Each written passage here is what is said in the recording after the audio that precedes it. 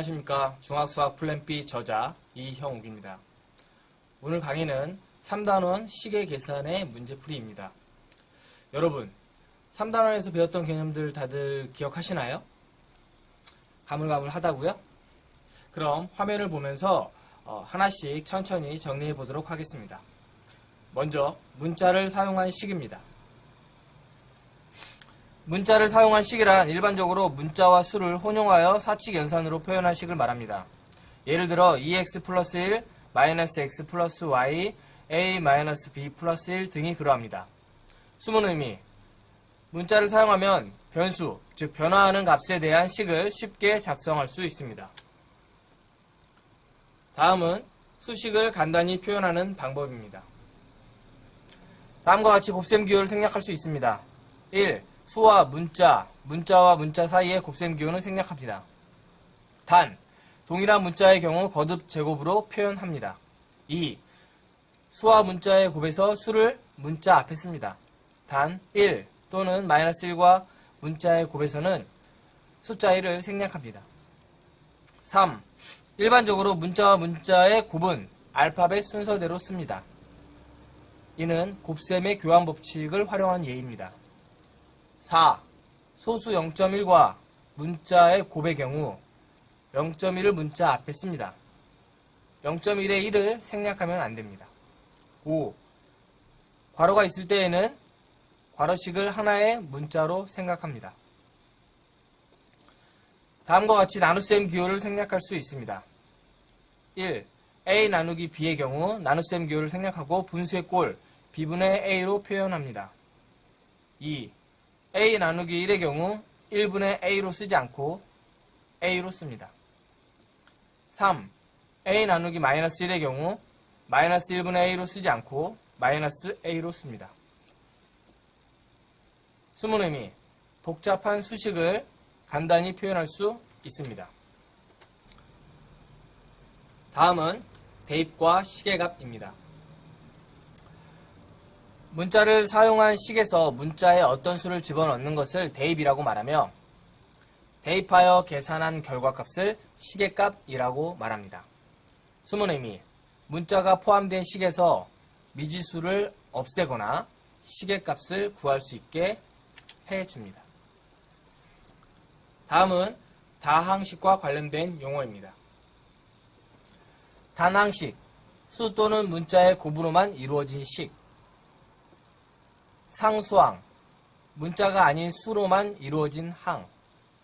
개수, 수와 문자가 곱해진 식에서 문자 앞에 곱해져 있는 수. 다항식, 한 개 이상의 단항식이 덧셈과 뺄셈으로 이루어진 식.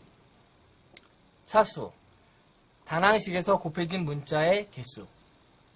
다항식의 차수, 차수가 가장 큰 단항식의 차수. 1차식, 차수가 1차인 다항식. x에 대한 다항식, 문자 x를 포함하는 다항식. x는 변수이며 x 이외의 문자는 상수. 숨은 의미, 수식에 필요한 요소들을 하나씩 정의함으로써 수식을 좀 더 쉽게 다룰 수 있게 합니다. 다음은 분배 법칙과 동류항입니다. 분배 법칙, a 곱하기 괄호 열고 b 플러스 c 괄호 닫고는 ab 더하기 ac와 같다. 괄호 열고 a 플러스 b 괄호 닫고 곱하기 c는 ac 더하기 bc와 같다. 동류항, 문자와 차수가 같은 항. 숨은 의미, 다항식과 단항식의 사칙 연산, 덧셈, 뺄셈, 곱셈, 나눗셈을 가능하게 합니다. 다음은 x에 대한 방정식입니다. x에 대한 방정식, 문자 x를 포함한 등식으로서 문자 x 값에 따라서 참이 되거나 거짓이 되는 등식. 미지수, 방정식에서 문자 x, 방정식의 해 또는 근, 방정식을 참으로 만드는 미지수 x의 값, 방정식을 푼다, 방정식의 해를 구한다는 것. 숨은 의미, 미지수 x를 포함한 등식에 대해 정의함으로써 방정식의 해를 구할 수 있는 기본 토대를 마련합니다. 다음은 등식의 성질입니다. 1. 등식의 양변에 같은 수를 더하여도 등식은 성립한다. 2. 등식의 양변에서 같은 수를 빼도 등식은 성립한다.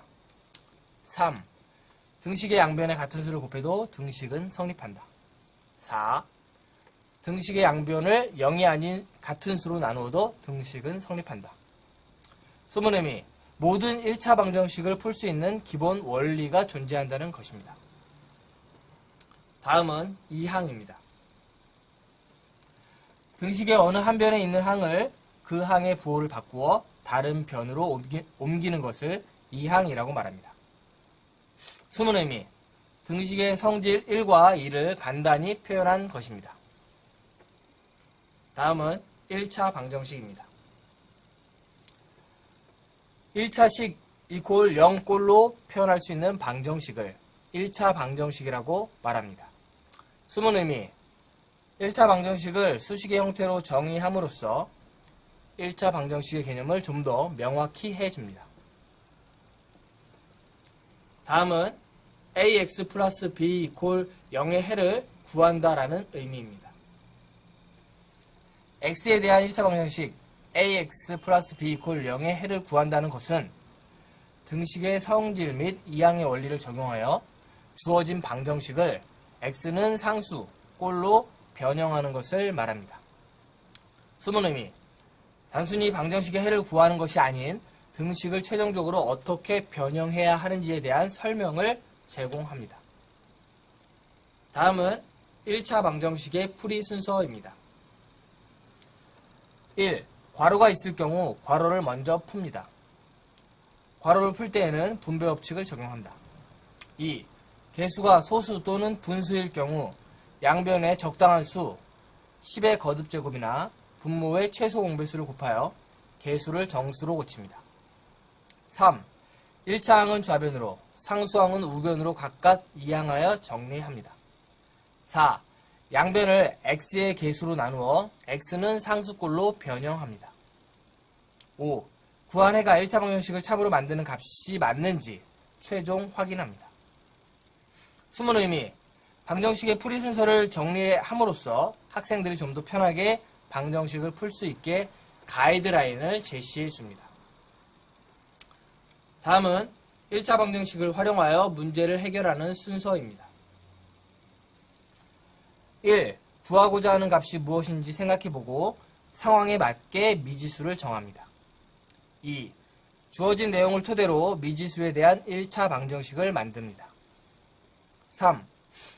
이항의 원리 및 등식의 성질을 이용하여 도출된 1차 방정식을 풉니다. 4. 구한 1차 방정식의 해가 주어진 내용과 맞는지 확인합니다. 숨은 의미, 1차 방정식을 활용한 문제를 해결하는 방법을 정리함으로써 학생들이 좀 더 편하게 방정식에 대한 응용 문제를 풀 수 있게 하는 가이드라인을 제시해 줍니다. 다음은 항등식의 정의입니다. 미지수의 값에 관계없이 항상 참이되는 등식을 항등식이라고 말합니다. 예를 들어 x 플러스 x는 2x, x 곱하기 x는 x제곱 등이 그러합니다. 숨은 의미, 등식을 항등식과 방정식으로 분류함으로써 미지수가 포함된 등식의 개념을 좀 더 명확히 정의할 수 있습니다. 와, 3단원에서 우리가 많은 것을 배웠네요. 그렇죠? 이제 문제를 풀어볼 시간입니다. 여러분, 어떤 방식으로 수학 문제를 풀라고 했죠? 그렇습니다. 바로 개념 도출형 학습 방식으로 문제를 해결하라고 말했습니다. 기억하시죠? 다시 한번 그 의미를 되새겨보는 시간을 갖도록 하겠습니다. 개념 도출형 학습 방식이란 단순히 수학 문제를 계산하여 푸는 것이 아니라 문제로부터 필요한 개념을 도출한 후 그 개념을 떠올리면서 문제의 출제 의도 및 문제 해결 방법을 찾는 학습 방식을 말합니다. 문제를 통해 스스로 개념을 도출할 수 있으므로 한 문제를 풀더라도 유사한 많은 문제를 풀 수 있는 능력을 기를 수 있으며 더 나아가 스스로 개념을 변형하여 새로운 문제를 만들어낼 수 있어 좀 더 수학을 쉽고 재미있게 공부할 수 있도록 도와줍니다. 시간에 쫓기듯 답을 찾으려고 하지 마시고 어떤 개념을 어떻게 적용해야 문제를 풀 수 있는지 천천히 생각한 후에 정답을 계산하시기 바랍니다. 문제를 해결하는 방법을 찾았다면 정답을 구하는 것은 단순 계산 과정이라는 사실 꼭 명심하시기 바랍니다. 그럼 문제 해결 과정을 순서대로 정리해 볼까요? 첫째, 이 문제를 풀기 위해 어떤 개념을 알아야 하는가? 둘째, 그 개념을 간단히 설명해 보아라. 셋째, 문제의 출제 의도를 말하고 어떻게 풀지 간단히 설명해 보아라. 넷째, 그럼 문제의 답을 찾아라. 많은 학생들이 세 번째 과정을 건너뛰고 정답만을 찾으려고 하는데 절대 그러지 않길 바랍니다. 가장 중요한 단계가 바로 세 번째 과정이거든요. 그래야 변형된 문제도 거뜬히 해결할 수 있습니다. 더불어서 직접 개념을 변형하여 문제를 출제할 수 있는 역량도 갖출 수 있다는 사실 절대 잊지 마시기 바랍니다. 그럼 개념 도출형 학습 방식으로 문제풀이를 시작해 볼까요? 참고로 단순 개념 확인 문제는 생략할 예정이며 오늘은 총 6문제를 풀이하도록 하겠습니다. 혹시 더 많은 문제를 풀고 싶은 학생이 있다면 중학수학 플랜 B와 같이 시중에서 판매하는 참고서나 문제집을 사서 풀어보시기 바랍니다. 문제 풀 때는 꼭 개념 도출형 학습 방식으로 푸는 거 다들 아시죠? 첫 번째 문제입니다. 다음 물음의 답을 문자를 사용한 식으로 표현하여라.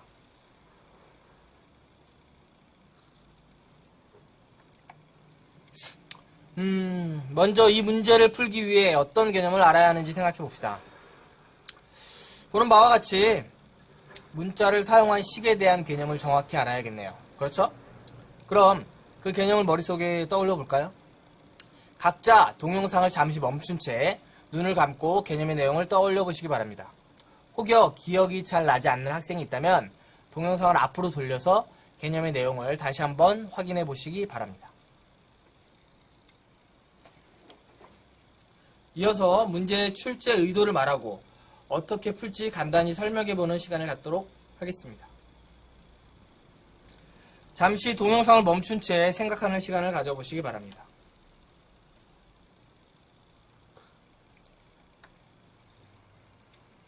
조금 어렵나요? 힌트를 드리도록 하겠습니다. 마찬가지로 잠시 동영상을 멈춘 채 힌트를 보면서 생각하는 시간을 가져보시기 바랍니다. 질문의 답을 찾으셨나요? 그렇습니다. 이 문제는 주어진 내용에서 구하고자 하는 값을 문자가 포함된 식으로 표현할 수 있는지 묻는 문제입니다. 주어진 내용을 토대로 문자 A와 B에 적당한 숫자를 대입하여 연산식을 한번 작성해 본 후에 그 숫자들을 다시 문자 A와 B로 바꾸면 어렵지 않게 답을 찾을 수 있을 것입니다. 이제 정답을 한번 찾아볼까요? 방금 우리는 문제 해결 과정을 설계하였으므로 정답을 찾는 것은 단순 계산 문제에 불과합니다. 설계된 내용대로 하나씩 풀어가면 게임 끝이기 때문이죠. 아셨죠? 잠시 동영상을 멈춘 채 연습장을 꺼내 정답을 찾는 시간을 가져보시기 바랍니다. 정답을 찾으셨나요? 그럼 잠시 동영상을 멈춘 채 다음 정답풀이 화면을 보면서 본인이 맞게 풀었는지 확인해 보시기 바랍니다. 여러분, 이게 끝일까요? 절대 그렇지 않습니다. 개념이나 문제의 내용을 조금 변형하여 새로운 문제를 직접 출제해보는 시간이 남았거든요. 스스로 유사한 문제를 여러 개를 만들어 보십시오. 가급적이면 아주 어려운 문제를 만들어 보시기 바랍니다.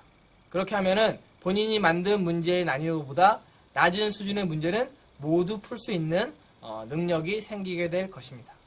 아셨죠? 잠시 동영상을 멈춘 채 새로운 문제를 출제하는 시간을 가져보시기 바랍니다.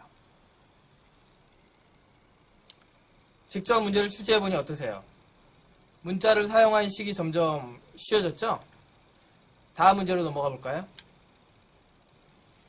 두 번째 문제입니다. 다음 식을 간단히 하여라.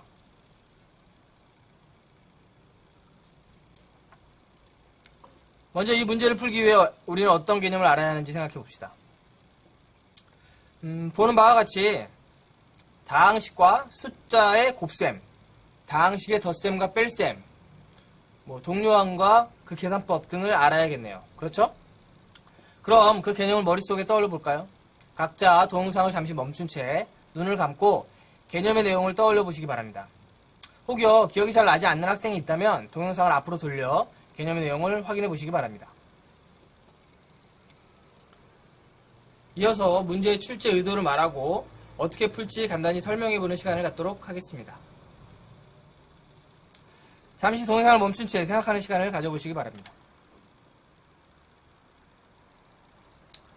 조금 어렵나요? 힌트를 드리도록 하겠습니다.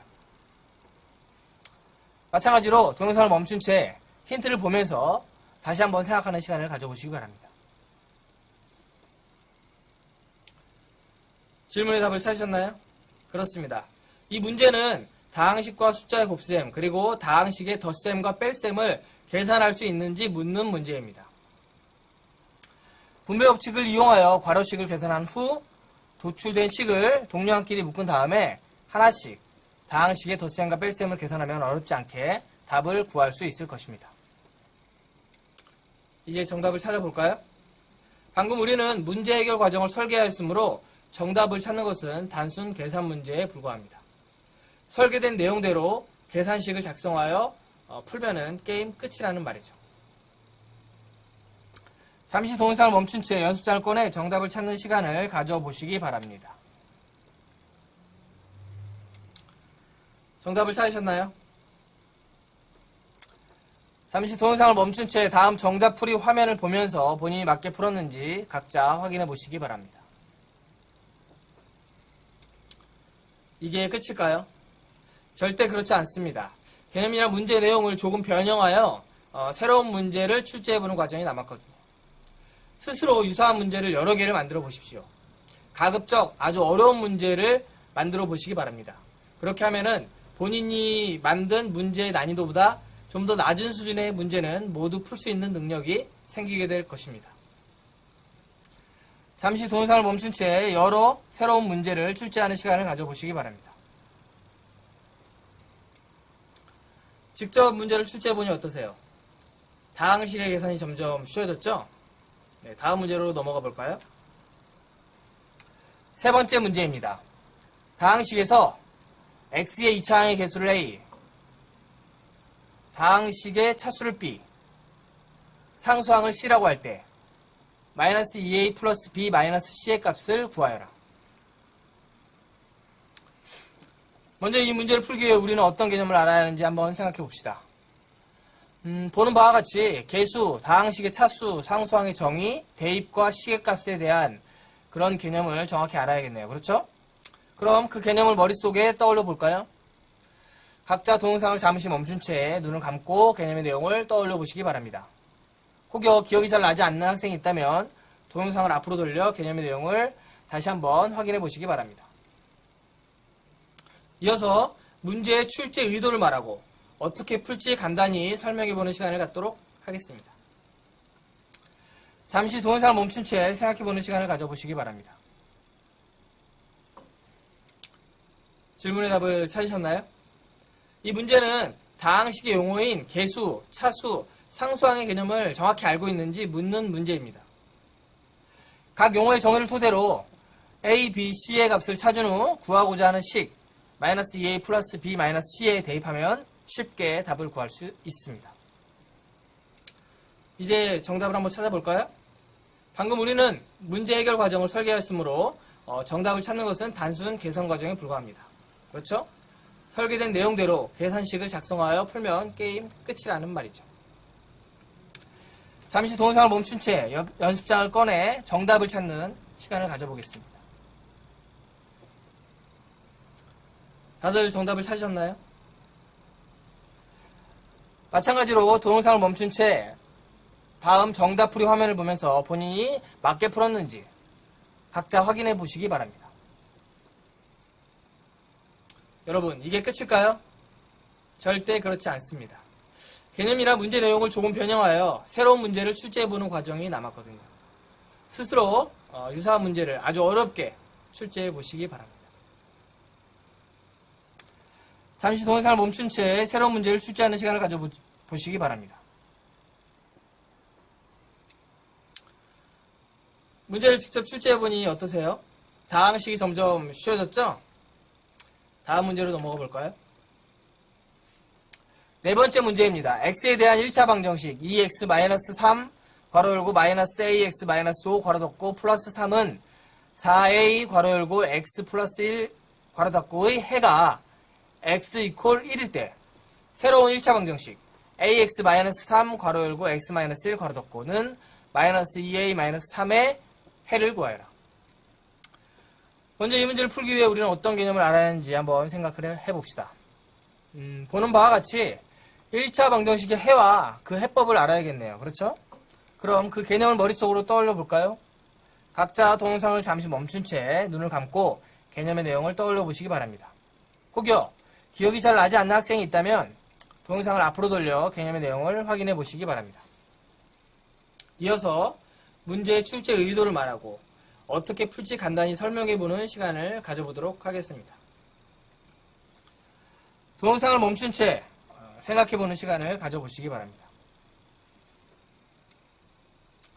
조금 어렵나요? 그럼 힌트를 드리도록 하겠습니다. 잠시 동영상을 멈춘 채 힌트를 보면서 다시 한번 생각해 보는 시간을 가져보시기 바랍니다. 이제 질문의 답을 찾아볼까요? 그렇습니다. 이 문제는 1차 방정식의 해와 그 해법을 정확히 알고 있는지 묻는 문제입니다.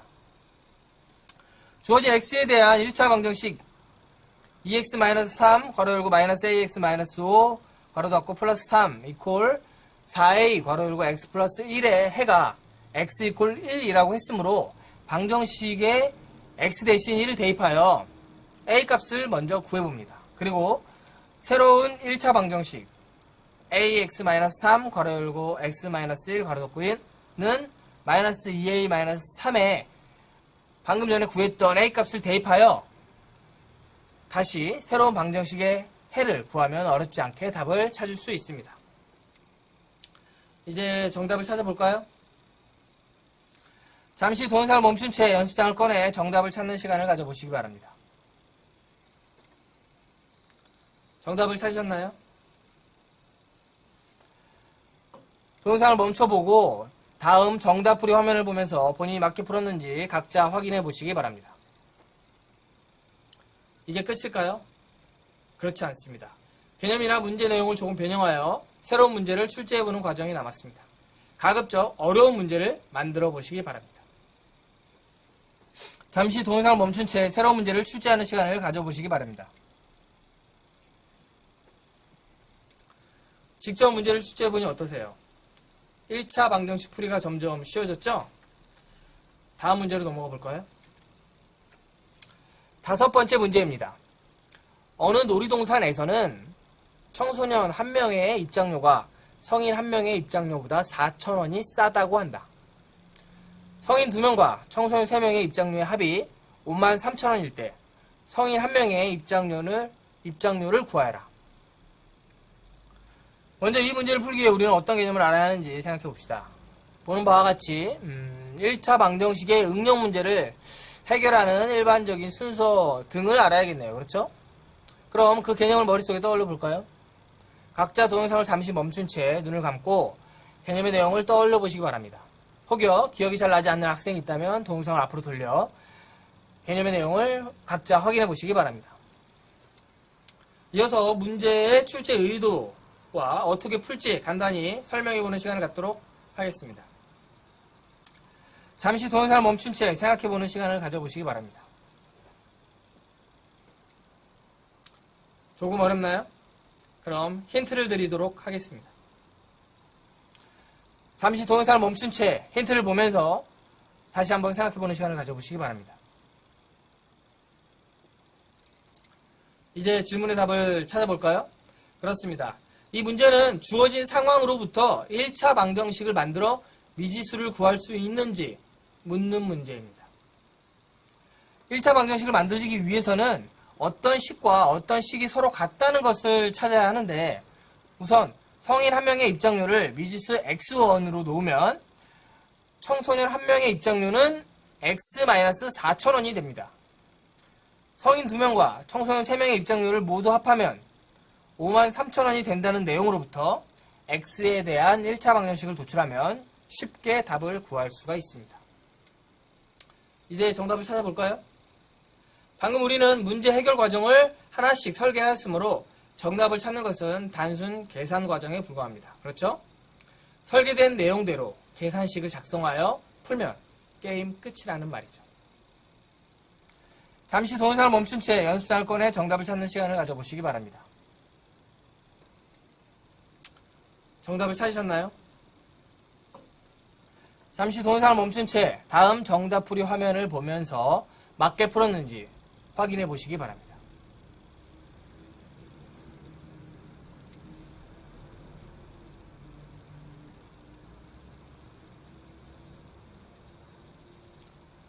이게 끝일까요? 절대 그렇지 않습니다. 개념이나 문제 내용을 조금 변형해서 새로운 문제를 출제해보는 시간이 남았잖아요. 그렇죠? 가급적 정말 어려운 문제를 한번 만들어 보시기 바랍니다. 잠시 동영상을 멈춘 채 새로운 문제를 출제하는 시간을 가져보시기 바랍니다. 직접 문제를 출제해보니 어떠세요? 1차 방정식 응용 문제가 점점 쉬워졌죠? 6번째 문제입니다. 농도가 3%인 소금물 200g과 농도가 5%인 소금물 300g을 섞으면 몇 %의 소금물이 될까? 먼저 이 문제를 풀기 위해 우리가 어떤 개념을 알아야 하는지 생각해 봅시다. 보아하니 1차 방정식 응용 문제를 해결하는 일반적인 순서를 알아야 될 것이고 소금물의 농도 개념 등을 알아야겠네요. 그렇죠? 그럼 그 개념을 머릿속에 떠올려 볼까요?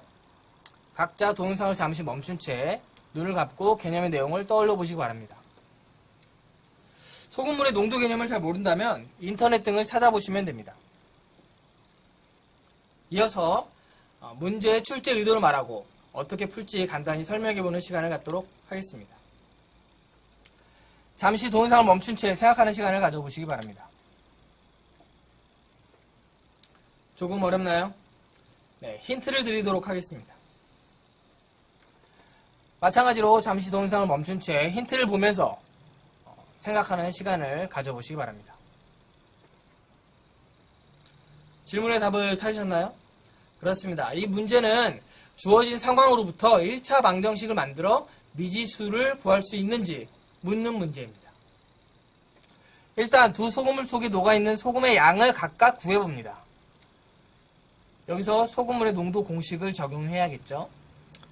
그리고 섞인 소금물의 농도를 X%라고 놓고 소금물의 농도 공식을 적용하여 X에 대한 1차 방정식을 도출하면 어렵지 않게 답을 찾을 수 있을 것입니다. 이제 정답을 한번 찾아볼까요? 방금 우리는 문제 해결 과정을 설계했으므로 정답을 찾는 것은 단순 계산 문제에 불과합니다. 그렇죠? 설계된 내용대로 계산식을 작성하여 풀면 게임 끝이라는 뜻이죠. 잠시 동영상을 멈춘 채 연습장을 꺼내 정답을 찾는 시간을 가져보시기 바랍니다. 정답을 찾으셨나요? 네, 동영상을 멈춘 채 다음 정답풀이 화면을 보면서 맞게 풀었는지 확인해 보시기 바랍니다.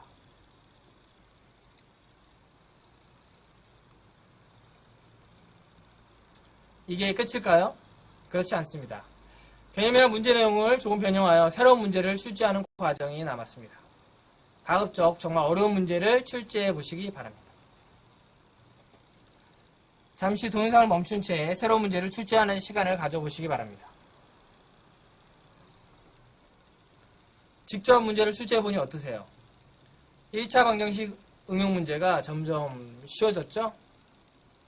이처럼 개념 도출형 학습 방식으로 문제를 풀게 되면 한 문제만 풀어도 그와 유사한 무수히 많은 문제를 풀 수 있는 능력이 길러집니다. 아셨죠? 이제 강의를 마칠 시간이네요.